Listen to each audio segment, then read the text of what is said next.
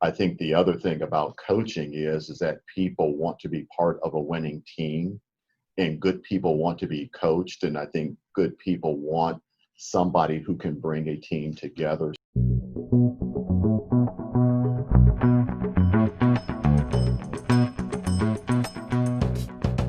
All right, today we have with us Gary Douglas, President of Nationwide National Partners. So welcome, Gary.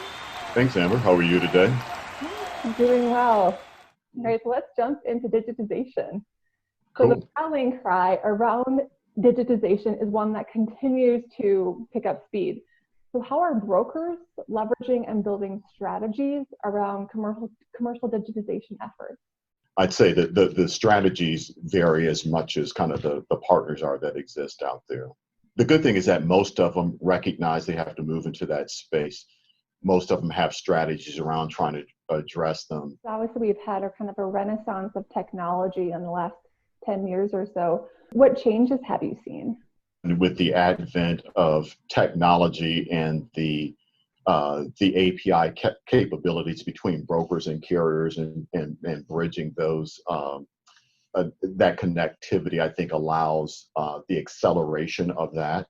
And quite candidly, I think COVID has helped to accelerate that with not being able to engage with people on a regular basis, face to face, which is how historically insurance has been sold and distributed.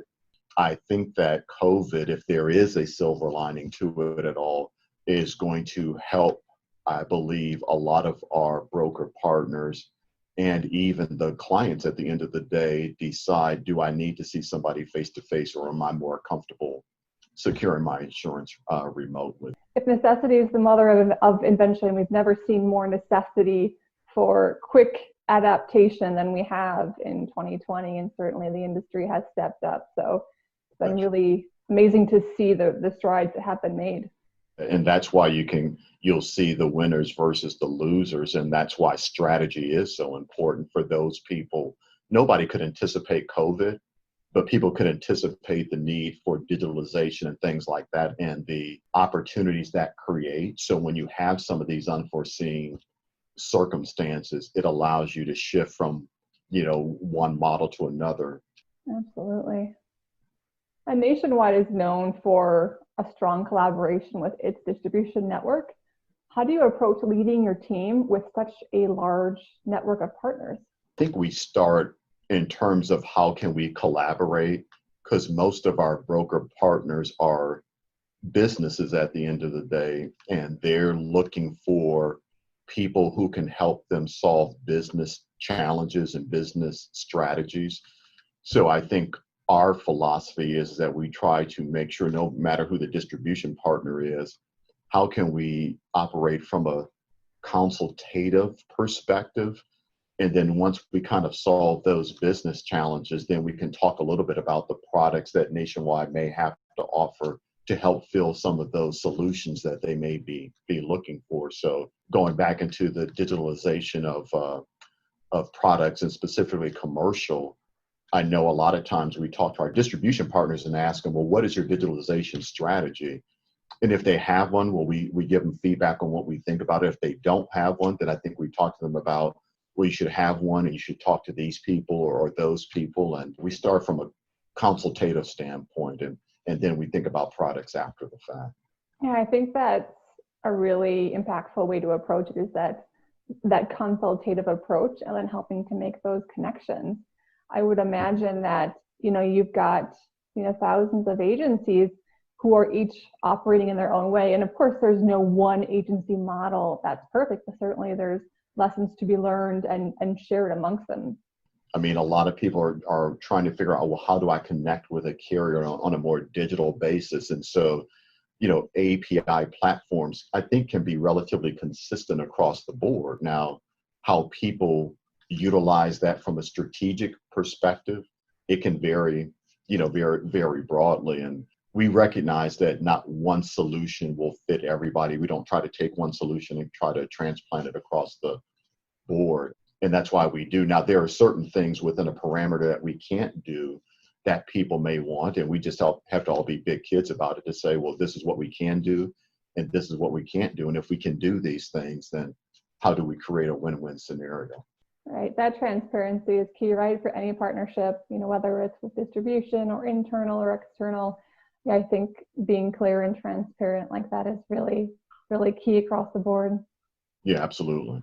Absolutely. And switching gears a bit, you describe your leadership style as coaching. So can you speak to that? How is this leadership style different, and why have you found it to be effective? I guess I'd start by saying on a couple of fronts, somebody I think once asked me what would I do if I didn't work in the insurance business, and I said I'd probably be a basketball coach. I think at the end of the day, I'm just a frustrated basketball coach I love that. who's in insurance. But like most of us, and it doesn't matter whether it's sports or whether it's music or dance or whatever the case may be. I think all of us are always looking for somebody to help us be better. And, I think the experiences I've had playing, and I'm just going to use basketball since, that's kind of my background, that, there were certain things that I brought to the table. I mean, I was tall and I was fast and reasonably athletic, but maybe didn't have basketball skills. So it took a coach to kind of help to refine some of those things. And I just apply that to business. I think that most of our associates come to the table with certain raw skills. I mean, they're smart. They like to solve problems. They're collaborative. They just need somebody to help them kind of coach them on, well, how do you apply those things to insurance? And so that's really what I try to do. I try to take those principles that I think I've learned as both a coach when I did coach, and mostly as a player with the good coaches that I've had, and just try to apply them to business and understand that people want to be better. People have certain skills. And I think the most important thing about a coach, and if you watch basketball, is that a coach can't make the free throws for a player. They can't make the shots. All you can do is kind of coach them in the practices and things like that, and put them out on the court and let them play. And I think it's the same thing as a leader in business, that you can't make the shots, you can't make the decisions for your employees. You spend the time with them and give them the skills and put them in situations where they can execute those skills and practice those skills and make their own shots.